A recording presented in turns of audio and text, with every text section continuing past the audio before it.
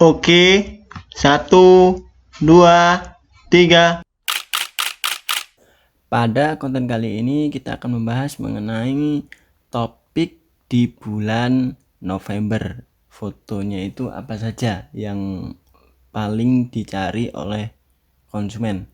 Yaitu kita buka kontributor dahulu ini yang pakai web ya. Udah di pertama tampilan awal di Shutterstock yang memiliki akun, terus kita ke insight, lalu kita ke ini the shortlist. Nah, kita diarahkan ke sini. Jadi kita bisa melihat foto apa saja yang laku di bulan November. Oh, ini yang dibutuhkan di bulan Desember besok. Dan jika di bulan Desember itu yang dibutuhkan itu foto-fotonya itu ini Sand is fun atau kesenangan ini. Terus ini LGBT plus parents, orang tua. Ini berarti ini sangat banyak ya tentang LGBT itu sepertinya di tiap bulannya itu. Ini seperti ini, foto-foto seperti ini yang dibutuhkan nih, seperti ini ya. Ternyata tidak ada vektornya. Biasanya itu ada vektornya di setiap bulan itu yang paling dicari. Ternyata ini di bulan Desember foto-foto doang. Lalu di bulan sebelumnya kita lihat view previous month.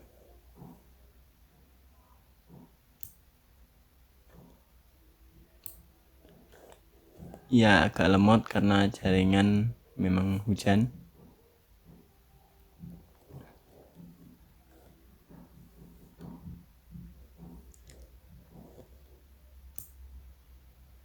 Nah, seperti ini nih. Ini di bulan Oktober nih ya.